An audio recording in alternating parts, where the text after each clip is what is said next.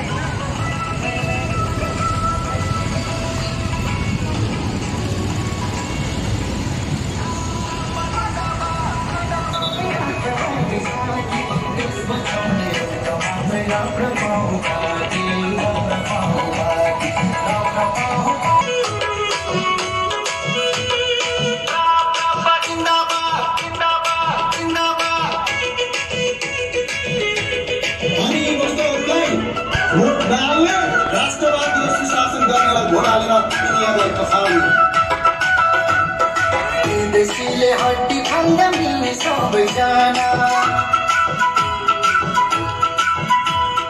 विदेशीले हड्डी खाँदा मिल्ने सबैजना, कसको भागमा कति बढे भ्रष्टाचारी भाना, जाग जाग अब सुनिरहेको हुनुहुने छ अथवा अन्य कुनै पनि किसिमको डस तपाईले सम्बन्धित ठाउँमा व्यवस्थापन गरिदिनु होला, ताकि हाम्रो स्वयंसेवक साथीहरूलाई पनि चोक छ र कुनै त्यस्तो किसिमको मैले एउटा सूचना गर्नुभयो भने मलाई लेखेर दिनु होला, म त्यो सूचना प्रवाह गर्नेछु। सबै साथीहरूलाई अहिले एकछिन बाबुजेल परे है साथी हो, जय राष्ट्रवाद। महानगरपालिकाले आज हामीलाई कम्तीमा सिट नकाट्ने व्यवस्था तपाईहरूले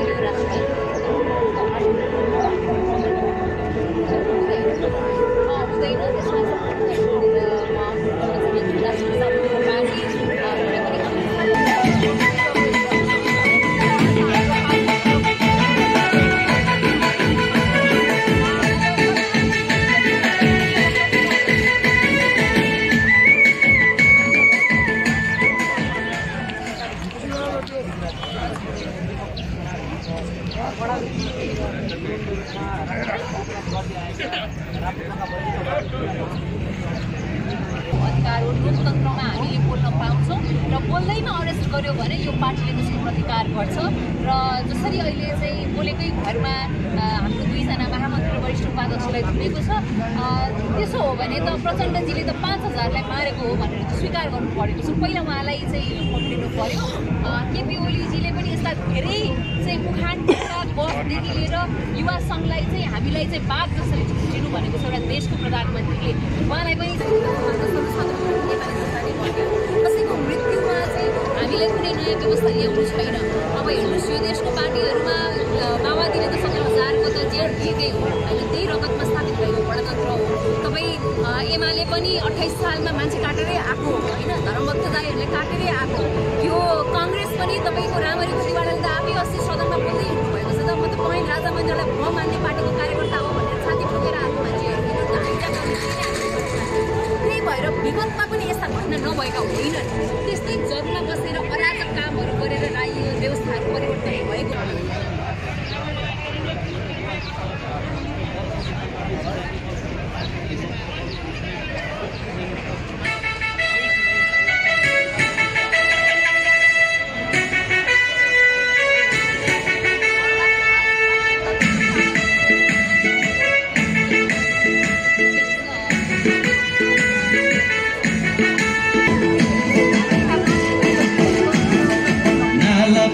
वीरहरूको वीरताको सानो हो, चन्द्र सूर्य झुक्न दिन्न हाम्रो यो आह्वान हो। लड्न मन छ मलाई उठ्न मन छ, स्वाभिमानको झन्डा बोकी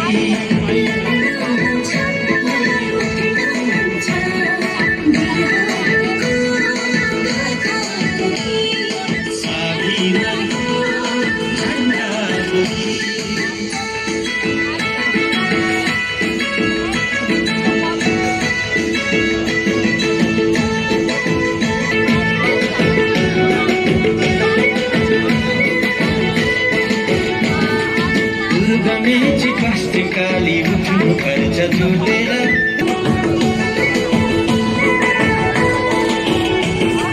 मातृभूमि रक्षा गर्न हामी पनि लडेनौँ।